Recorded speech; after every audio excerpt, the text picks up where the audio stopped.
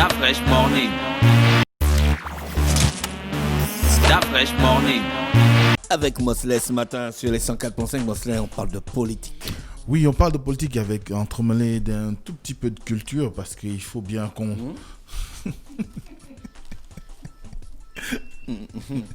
avec un tout petit peu de culture, parce qu'il faut savoir que le 12 janvier dernier, Paul Mbabesolo, qui n'est plus à présenter au niveau de la sphère politique nationale, ancien vice-premier ministre, ancien maire de Libreville, grand opposant Omar Bongo dans les années 80-90, à la retraite. Et aujourd'hui, parce que depuis pratiquement, on va dire 2009, il s'est mis à la réserve de la République et il a choisi finalement de s'inscrire dans la logique du retraité. Et dès cet instant, il a de cesse depuis un certain moment à mettre en lumière un certain nombre de connaissances qu'il a de nos cultures, de nos us et coutumes, de nos traditions. Et d'ailleurs, il n'a jamais cessé de promouvoir les valeurs gabonaises. Et c'est dans ce sens qu'il vient de commettre un ouvrage qui a pour titre « Domaine commun pour la transition, l'éducation et la santé ». Un ouvrage de plus d'une trentaine de pages à peu près et qui fait plus ou moins état de son observation, du moins de sa lecture de ce qui se passe aujourd'hui dans le système éducatif gabonais, mais également au niveau du système de santé. Et comme je le disais tout à l'heure, attaché aux valeurs gabonaises dans leur globalité, mais surtout à la culture gabonaise, Mbabesolo estime que désormais, nous devons repenser le système éducatif parce que, en son sens, ce système n'est pas bon, notamment lorsqu'il parle de l'éducation occidentale. Pour lui, l'éducation occidentale n'est pas bonne parce que elle ne repose sur rien en termes d'attachement culturel par rapport à nous. Parce qu'il estime que quand on regarde au fond, ce qui se passe, c'est que les Gabonais, dans leur globalité, sinon les Africains, ont été phagocytés. Lorsqu'on regarde un tout petit peu aujourd'hui, nos modèles ou nos référents sont beaucoup plus en rapport avec l'exotique, voilà, l'Europe, que nos valeurs ancestrales. D'ailleurs, à chaque fois qu'on fait des discours, des discussions, il suffit seulement de voir comment on est beaucoup plus brillant à citer un certain nombre de choses, du moins, ou un certain nombre d'intellectuels de l'Occident, que de pouvoir faire usage de ce que nous avons dans nos sagesses et nos traditions. Et d'ailleurs, de ce fait, il estime que nous ne devons pas nous n'avons pas le droit de laisser les jeunes se perdre parce qu'aujourd'hui, quand on regarde la dérive en termes des us et coutumes dans notre pays viendrait du fait que le système éducatif, dans sa généralité, dans sa globalité, ne fait pas suffisamment la promotion des valeurs qui sont de nôtres, des valeurs intrinsèques à l'Afrique, au Gabon, et il est beaucoup plus accentué sur des valeurs qui n'ont rien à voir avec nos sociétés, qui n'ont rien à voir avec notre représentant de l'univers. Et dès cet instant, il est nécessaire aujourd'hui de remodeler notre système éducatif, de repenser, de donner de nouvelles orientations. Et cela, vous savez que ça tombe normalement à pic, étant donné que depuis pratiquement 2012, on a fait l'autopsie de l'éducation au Gabon. Le Gabon, depuis les états généraux de l'éducation et de la formation, se cherche un moyen de construire un système éducatif et de proposer une nouvelle approche en ce qui concerne la formation de ces jeunes. Et nous pouvons dire aujourd'hui que le fait que le Mbabesolo sorte son ouvrage, c'est quand même un gage qui pourrait plus ou moins du moins mérite une réflexion, qui devrait ouvrir de nouveaux horizons, qui devrait même, qui sait, peut-être convoquer de nouvelles assises pour repenser le système éducatif gabonais. Est-ce que celui que nous avons aujourd'hui est adapté à nos besoins? Est-ce qu'il est réellement un système tourné vers le développement du pays? Est-ce qu'il est un système qui doit pouvoir permettre à ce que nous puissions inculquer un certain nombre de valeurs qui sont les nôtres, qui devraient être mis aux avant-postes?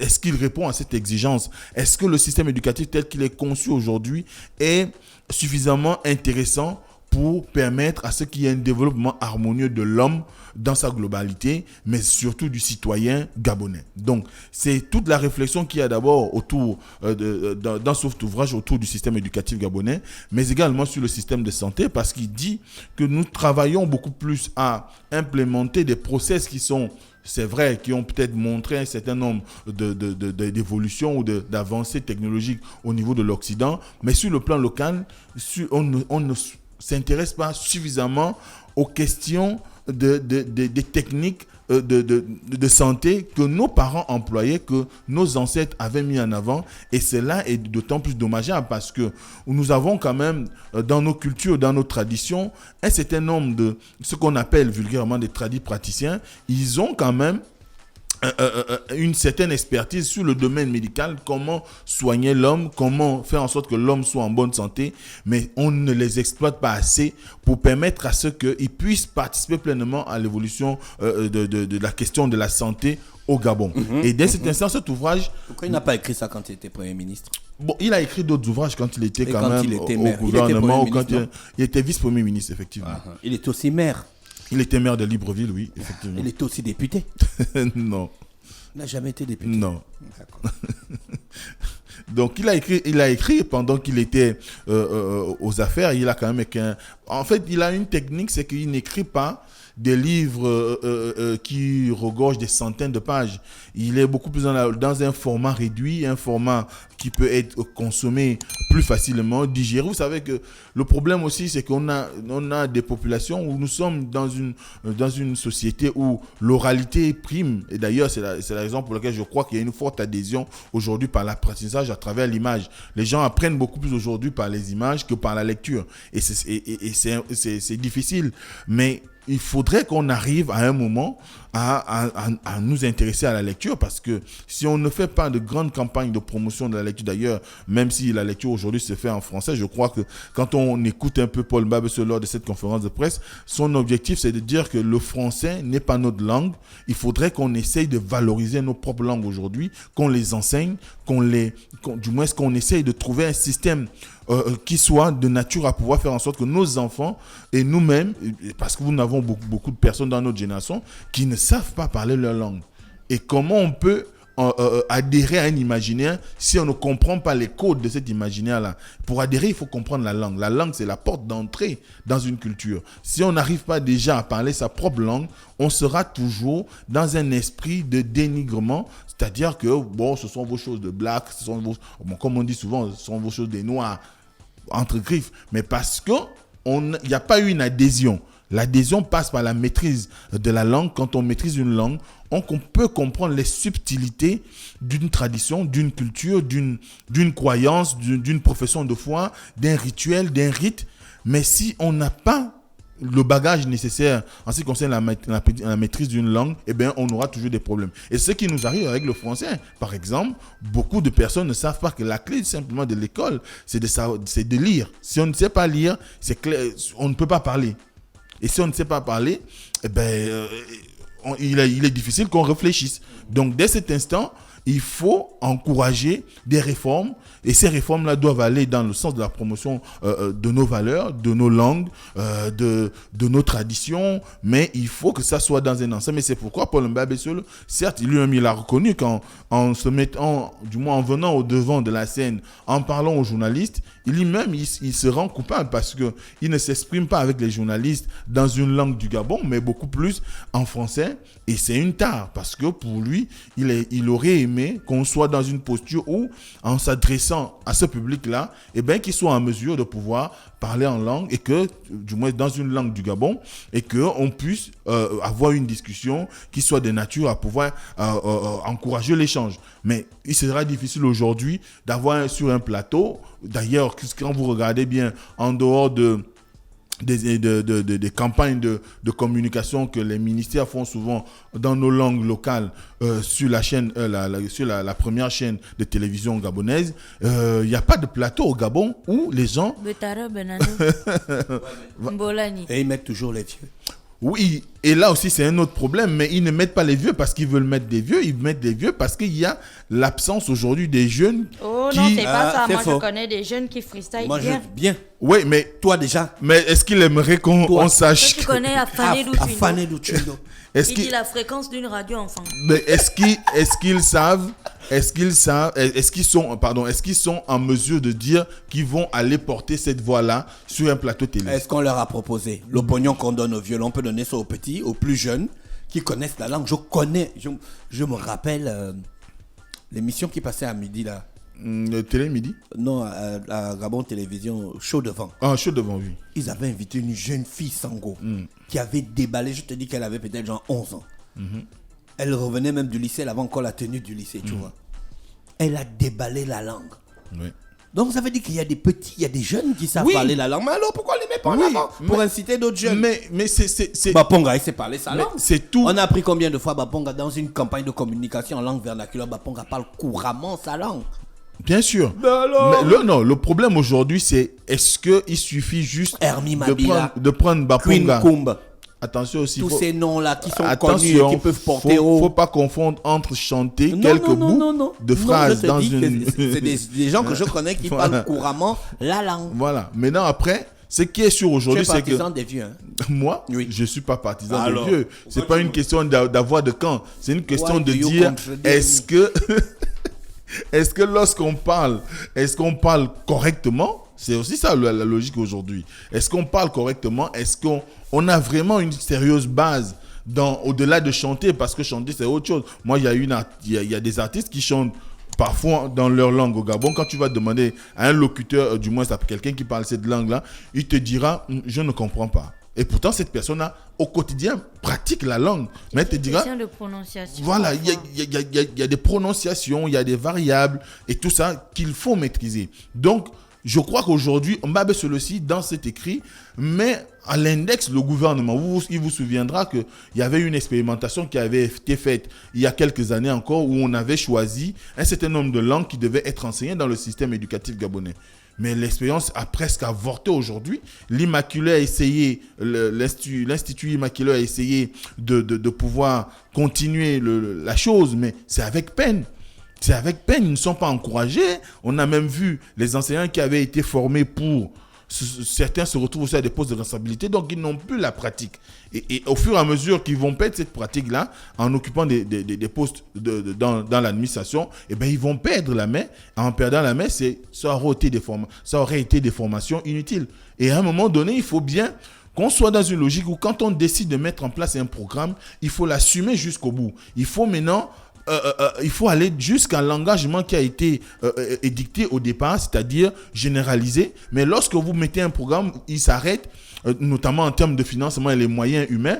Et bien, à un moment donné, on se demande si on est vraiment logique avec nous-mêmes. Or, dans le préambule de la Constitution gabonaise, notamment en son alinéa premier, il est reconnu que les traditions gabonaises doivent être promues par l'État. Mais ce n'est pas le cas aujourd'hui. On a les langues du Gabon qui souffrent de promotion parce que simplement, l'État ne met plus en avant, par exemple, sa possibilité du moins son levier qui était celui de l'éducation populaire à l'époque, si on se rappelle bien.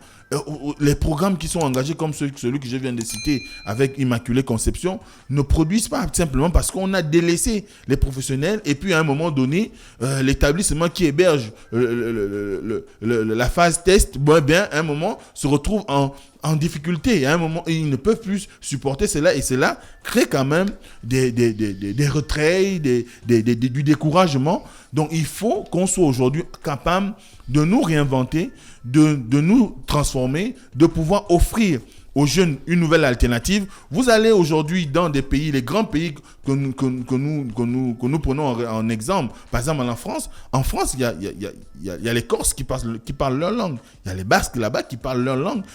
Et pourtant, ils parlent aussi le français. Il y a des... Les ch'tis. Voilà. Je ne sais pas qui sont les ch'tis. Il y a les ch'tis. C'est le film, Gina. S'ils existent, les ch'tis, d'affaires, ils étaient bien passés au journal de TF1. Ils existent. Il y a aussi les gitans. Voilà. Donc, ils ont quand même le souci de préserver la pratique de leur langue locale au détriment de la... Enfin, Le gars à côté... dans le gouvernement, il devait implémenter ces trucs-là depuis. Certainement, on aura la possibilité de l'avoir ici sur le plateau pour poser des questions. On aura la possibilité plaisir. parce qu'aujourd'hui, il est nécessaire. Maintenant, après, cet ouvrage, c'est certainement une piste qu'il a lancée pour permettre une nouvelle réflexion sur le système éducatif gabonais, mais également sur le système de santé, parce qu'il y a des usages dans nos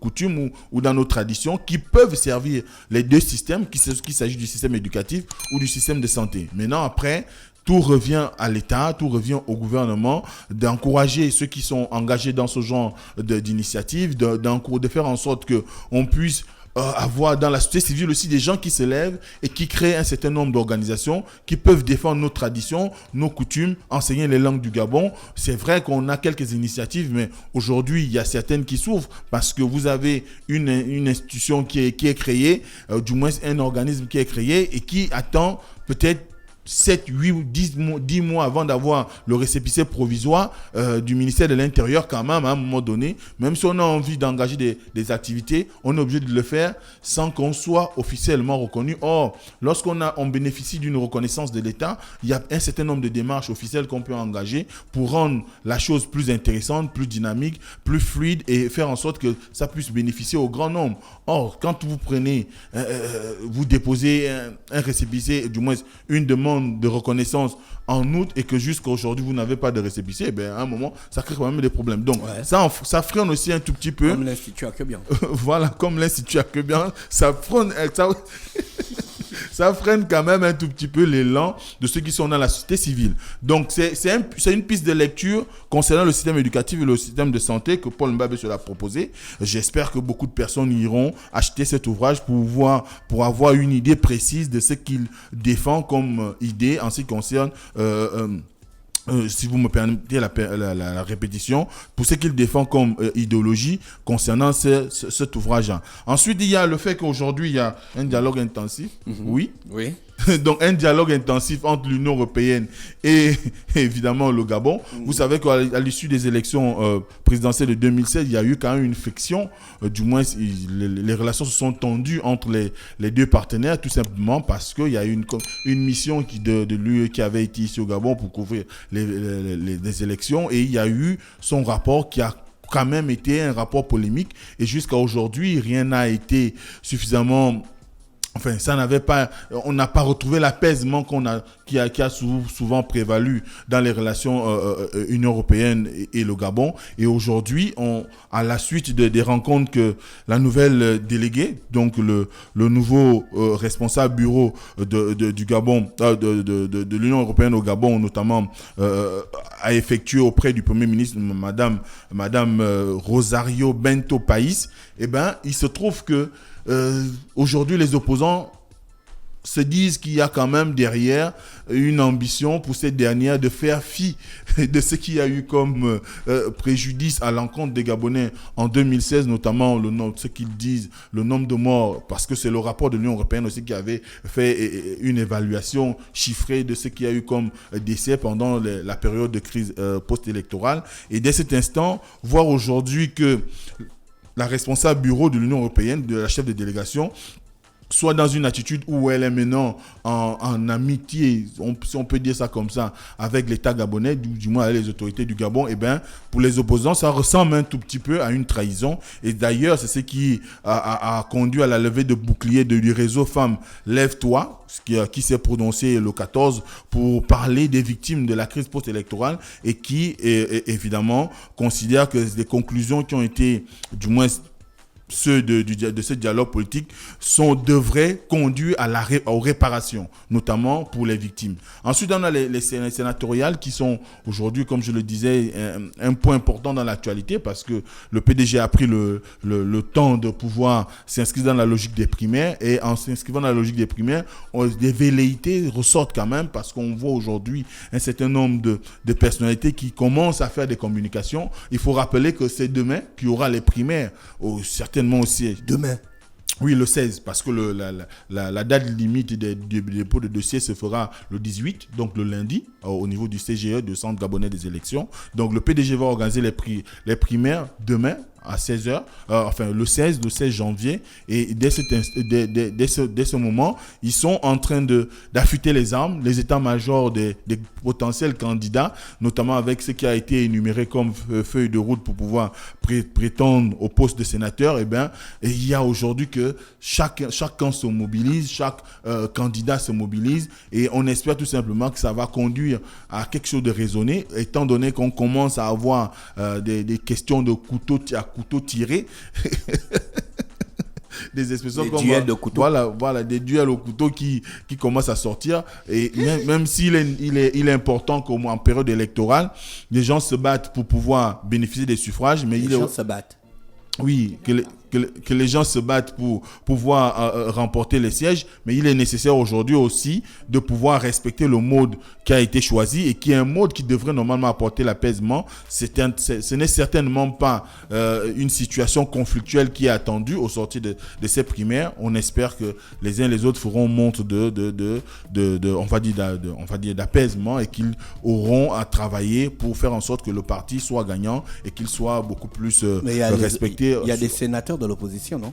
Oui, il y aura forcément des sénateurs de l'opposition, étant donné que tous les sièges, du moins, tous les conseils municipaux. Pas les primaires. Non, aucun parti de l'opposition n'a annoncé encore qu'il fera des primaires. Ce qui est sûr, c'est que chaque parti est libre. Ce n'est pas une obligation, ce n'est pas dit quelque part dans la loi qu'ils doivent nécessairement organiser des primaires. C'est le PDG, peut-être pour départager, comme je le disais la dernière fois, ces leaders qui, parfois, on peut avoir dans une circonscription 2, 3, 4 personnalités qui se dégagent, et pour éviter qu'ils ne s'affrontent de façon directe, on a choisi la formule des primaires pour pouvoir les départager, et c'est ce qui conduira au choix définitif de celui qui sera élu sénateur. Merci Mosley avec nous ce matin sur les 104.5 pour parler de politique. On se dit bye bye, on se retrouve lundi. Gina, tu feras quoi ce week-end? Du sport et encore du sport. Tu vas pas préparer? Si, je prépare tous les week-ends. Tu prépares quoi? J'aime beaucoup le nkumu. D'accord. Donc je vais peut-être faire le nkumu et les atangas encore, ou peut-être les feuilles de manioc. Donc, comme on a parlé des niambas, ça fait très longtemps que j'ai fait ça. Il y a les atangas en ce moment. Oui, il y a des atangas en ce moment. Au rond-point d'Awenje, il y en a plein. Il y a les atangas partout. Et quand tu vas acheter, tu demandes à la vendeuse Au petit marché d'Alibandeng. Au petit marché d'Alibandeng. Tu vois, il y a des atangas. Tu lui dis, je veux les atangas qui ne sont pas acides, du style atanga beurre président, elle va te donner ça. Atanga beurre président, ouais, c'est quoi ça? C'est fondant comme le beurre président et c'est pas acide. Mais tu demandes ça à la vendeuse. Non, la prochaine fois que tu vas acheter, tu demandes. Et quand tu vas goûter, tu me dis, il faut toujours préciser ce qu'on veut. Après, tu verras. J'aime bien les atangas. Mosley, tu feras quoi ce week-end? Ce week-end, il n'y a pas d'activité sportive, beaucoup plus des rencontres, et puis il y a les cours de langue. Voilà. Merci, René Ruth est avec nous ce matin sur les 104.5 Urban FM, la station urbaine dans le Fresh Morning. René Ruth, bonjour. Start Fresh Morning.